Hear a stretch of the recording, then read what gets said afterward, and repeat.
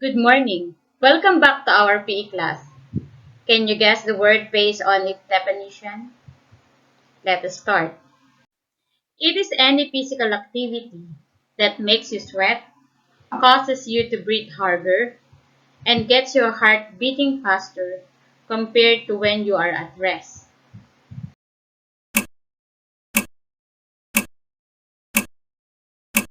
The answer is aerobic exercise. It is the ability of the body's cardiovascular system to supply energy during continuous physical activities such as biking and running.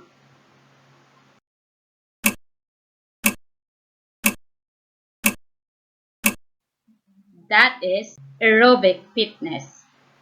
It is the ability of the muscles to exert a force during an activity such as lifting weights.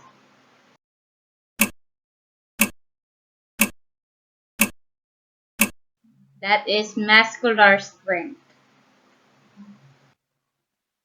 It is a weight-bearing activity that produces a force on the bone. It is also important to overall health for children and adults.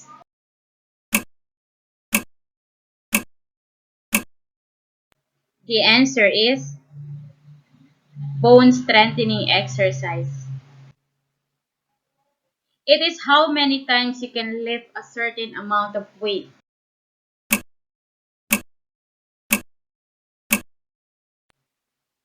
That is muscular endurance. This type of training increases lean muscle mass, which is particularly important for weight loss because lean muscle burns more calories than other types of tissues.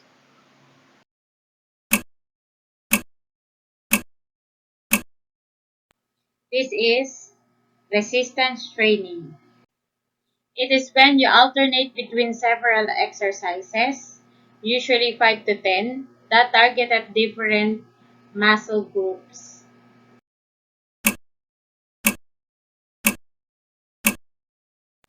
It is circuit training.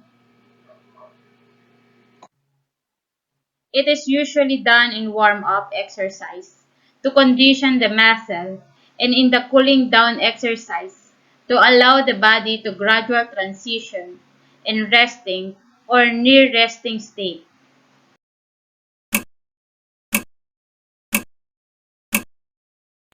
The answer is flexibility exercise. What are the two types of stretching?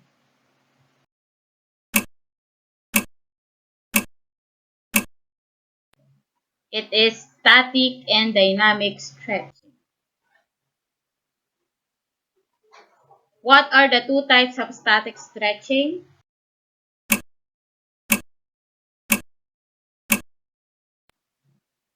Those are active and passive. It is stretching with movement. What is it?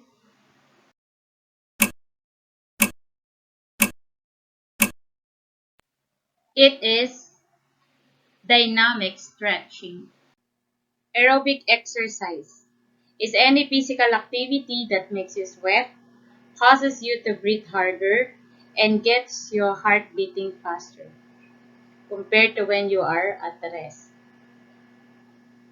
Aerobic exercises is also known as cardio because it increases our heart rate. Also, these aerobic exercises uses oxygen in the body. That's why, yun nga, it makes us sweat and it makes us breathe harder. Mas hinihingal tayo. Kasi nga, most of the time, gumagamit to ng oxygen natin sa katawan. Pag mahina yung oxygen o mababa yung oxygen natin sa katawan, that's the time na tayo ay hinihingal. Doing aerobic exercises regularly strengthens your heart and lungs and trains your cardiovascular system to manage and deliver oxygen more quickly and efficiently throughout your body. Aerobic exercise uses your large muscle group. is rhythmic in nature and can be maintained continuously for at least 10 minutes. Usually, ang aerobic exercise natin is uh, have low intensity to high intensity. And kaya siya sinabi na rhythmic in nature because most of the time, gumagamit tayo ng music. And yung mga galawan natin is repetitive, paulit-ulit lang. Kaya naman, yung mga sumusunod sa atin during aerobic exercises, mas madaling nakukopya. Kasi nga, yung mga steps natin in aerobic exercise is paulit-ulit.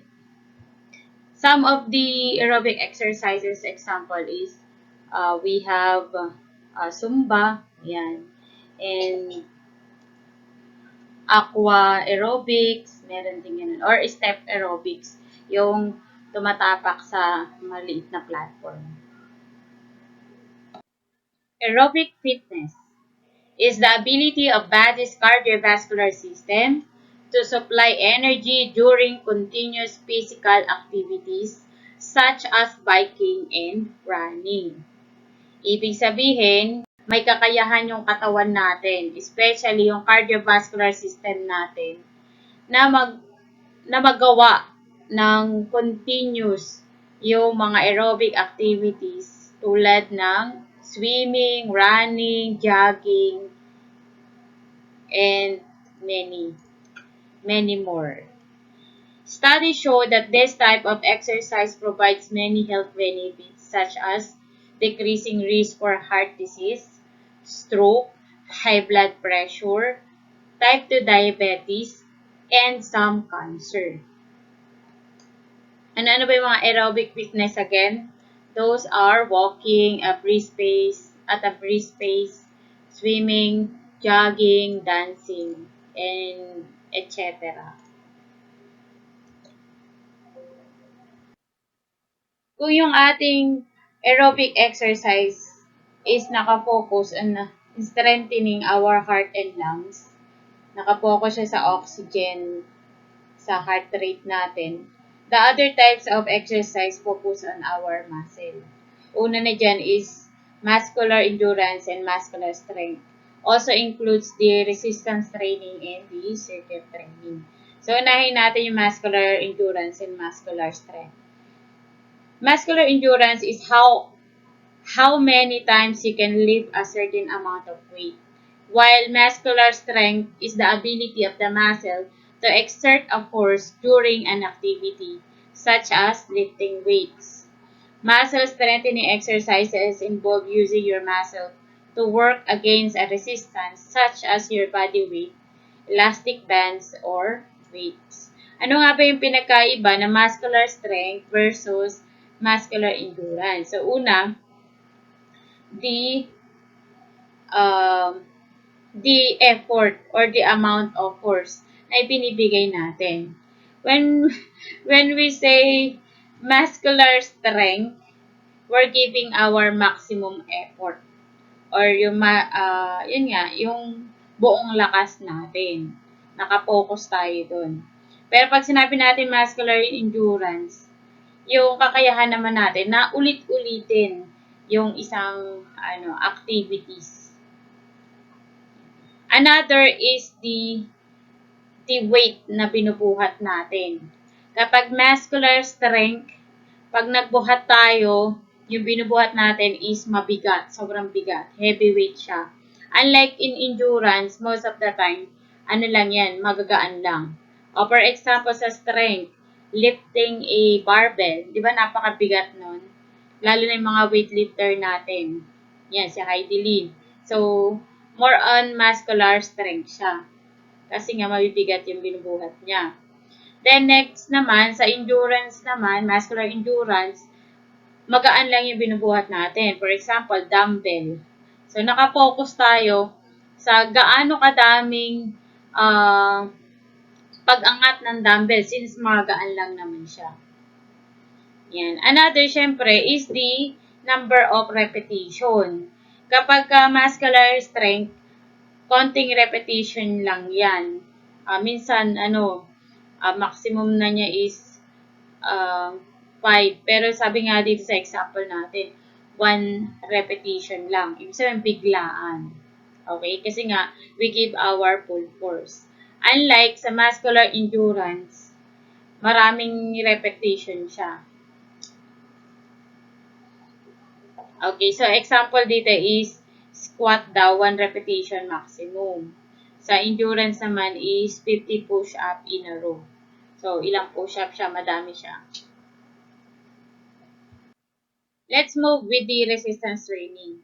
Strength exercises such as weightlifting, push-up, and crunches work your muscles by using resistance like a dumbbell or your own body weight. Resistance training is actually a part of muscular strength and muscular endurance kasi nga, muscle pa rin yung dinidevelop natin dito. Tinawag siyang resistance kasi nga, nagre-resist tayo in a weight. 'Di ba? Pagka nagbuhat tayo ng dumbbell, so nire-resist natin yung bigat nung dumbbell. Or sometimes yung ating own body. Example niyan is, 'di ba, yung push-up. Pagka nagpo-push up tayo, binubuhat natin yung sarili nating weight.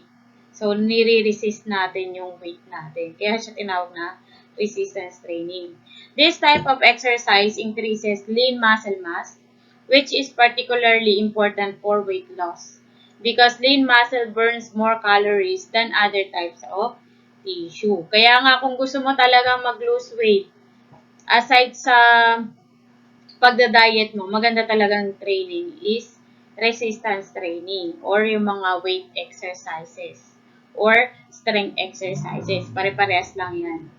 Resistance training also referred to as weight training or strength training. O yun nga yung sabi ko. Helps increase muscular strength and endurance. Bone strengthening exercise or any weight-bearing activity that produces a force on the bone is also important to overall health for children and adults. This force is usually produced by impact with the ground and results in bone growth in children and healthy maintenance of bone density in adults. Example of bone strengthening activities includes jumping, walking, jogging, and weightlifting exercises. As you can see, some exercises such as walking or jogging serve a dual purpose of strengthening our bones and our aerobic system. During aerobic exercises or resistance training or circuit training, hindi lang yung ating muscle at yung ating heart and lungs yung lumalakas, but also our bone. Ibig sabihin, pag tayo nag-e-exercise, yung impact niya talaga is sa buong katawan natin. That's why nagiging healthy tayo. Hindi lang sa pangkalahatan. Healthy sa heart and lungs, sa cardio natin, healthy sa muscle, and healthy sa ating bone. Circuit training. It is when you alternate between several exercises, usually 5 to 10, that targeted different muscle groups. It is also known as split routine. Bakit siya split routine? Kasi iba-iba yung ginagawa mo in um, in a session or a program of exercise. Ito nga example, for 30 seconds, nag-squat siya, which is yung ginamit niya is yung lower body niya. The next one is push-up, upper body naman. That is also 60 seconds or 1 minute. Right after that, nag-jumping jacks naman siya for 30 seconds. Then, yung pang-apat niya is 45 seconds lunge position. Then, planking, 30 seconds. Then, yung pang-anim niya is side lifts, 30 seconds. Then, after niya dito sa side lifts is, mabalik siya dun sa number 1 niya, which is squats. So, circle siya. Kaya tinawag siyang circuit training kasi nga, pabalik-balik siya in her session. Okay, so let's move with flexibility exercises. So again, pang-apat na natin to. Una, aerobic exercises. It increase our heartbeat and uses oxygen. Pinapalakas niya yung ating heart and lungs. Pangalawa is the muscular strength and muscular endurance, which focuses on the muscle. Same with um, same with the resistance training and circuit training. Then, bone strengthening exercise. And last is the flexibility exercises. Ito na nga yun. It stretch your muscles and may improve your range of motion at your joints. Ito talaga yung focus nito, our range of motion. And flexibility exercises, focus naman siya dun sa ating mga joints. Ano ba yung mga joints natin? Yan, yung sa siko natin, sa shoulder, or yung mga, in short, dugtungan ng mga buto natin. They can improve your flexibility and reduce your risk of injury during sports and other activities. Inahanda kasi inahanda kasi ng flexibility exercises natin, yung mga joints natin. Kaya nakakaiwas tayo sa injury. Pagka gumalaw tayo, nakaka-adjust siya agad. It is usually done in warm-up exercise.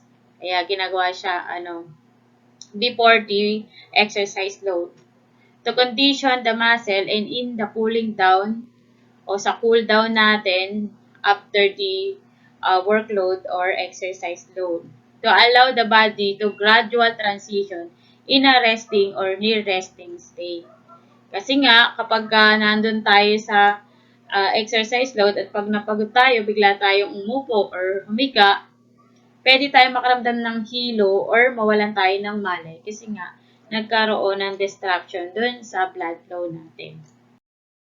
Number one example of flexibility exercises is the stretching, which is that we usually do.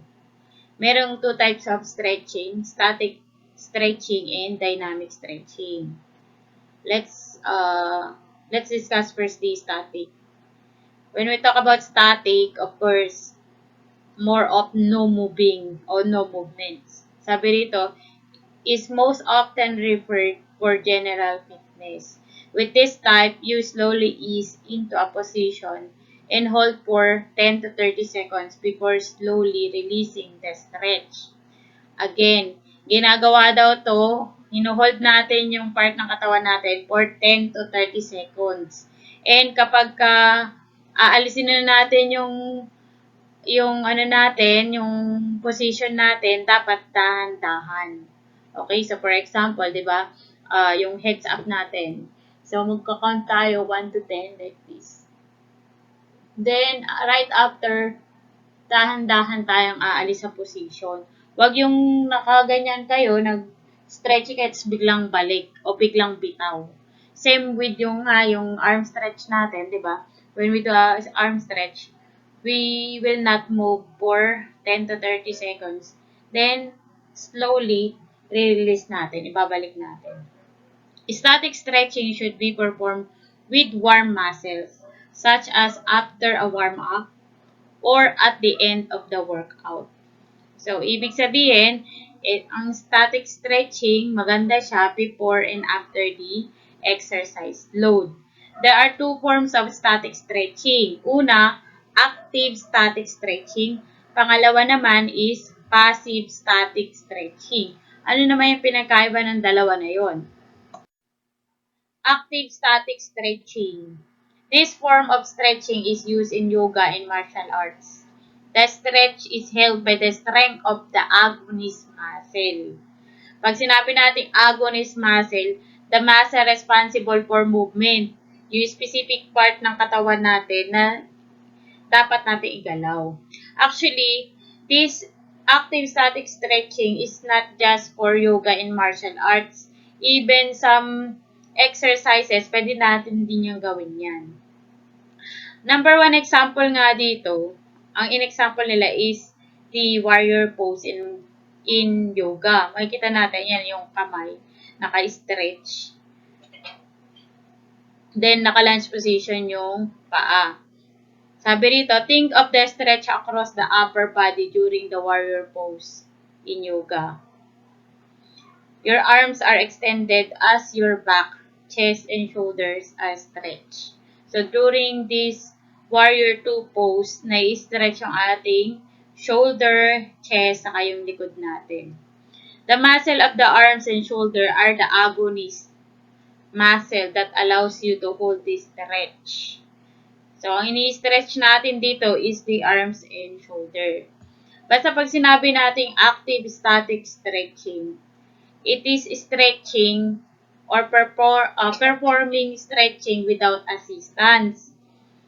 Kung ano lang yung agonist muscle o yung specific muscle na i-stretch natin, yun lang igagalaw ninyo patungo dun sa posing natin. So, for example, heads up without assistance. So, itataas lang natin. 1, 2, 3, 4, 5, 6, and so on. So, kung to the side, 1, 2, 3, 4. Ini-stretch natin without assistance o force sa external. Yeah, so, this is example of active stretch. O pagka yung in-stretch mo ng wide yan, yung katulad sa picture, in-stretch mo yung shoulder mo without assistance ng ibang external force. Sige, ipunta natin din sa isa pa para mas maunawaan natin. The other kinds or types of static stretching is the passive. Sabi nito, during this type of stretching, you hold the limbs to perform the stretch with assistance such as a bar or bands. Think of a standing quadricep stretch in which you bend your leg behind you and hold the foot, pulling the heel in close to your bottom, which stretches the front of the upper thigh. Nakikita niyo yung picture sa example natin. 'Di ba? Static siya kasi nga you're holding the position for a certain seconds. Bakit siya tinawag na passive static? Kasi meron siyang external force. Ano yung external force na ginamit niya? Yung kanyang kaliwang kamay. Okay? So, same sa example natin kanina, di ba? O, active static stretching. Diba, na ganyan lang tayo. Wala siya external force. Lagyan natin ng external force para maging passive static siya. Pag nilagyan natin ng kamay natin, tinutulak natin using our hands. So, this one is passive static stretching. Same with this one. Kasi nga, hinihila o binibigyan ng puwersa sa labas o ng ibang part ng katawan. Ibig sabihin, hindi lang yung agonist muscle yung gumagalaw, but also, nagbibigay ng support yung other parts of the body. Pwede rin naman na hindi parts ng katawan yung maging support or yung external force, but we can use other equipment such as bands. Ano yun? Yung parang goma na malaki. So, ibig sabihin, nagkakaroon ka ng, pag ini-stretch mo yun, pagka ini-stretch mo yung bands na yun, so, nagkikreate yun ng force towards you. Kaya siya tinawag na passive static stretching. Dynamic stretching is stretching with movements. Kanina, yung ating unang stretching, we call it static stretching. Ibig sabihin, hindi tayo gagalaw for a seconds. Or we're going to hold the position without moving. Unlike dito sa dynamic stretching, it is stretching with movement. Ikaw po ay gagalaw habang ini-stretch yung katawan. So, based on the picture, example dyan, kinikik niya yung hands niya moving forward. Ibig sabihin, umaalis din sa pwesto. So, through kicking his arm, na-stretch yung kanyang balakang. The body transitions gradually into a position and this movement is repeated as you increase your reach and range of motion.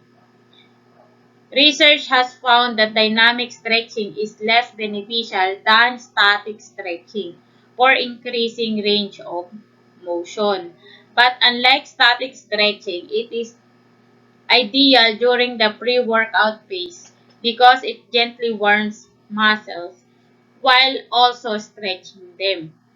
Ibig sabihin, mas beneficial yung static stretching kapag ang gusto natin is ma-increase yung range of motion natin. Mas magiging flexible tayo sa static stretching.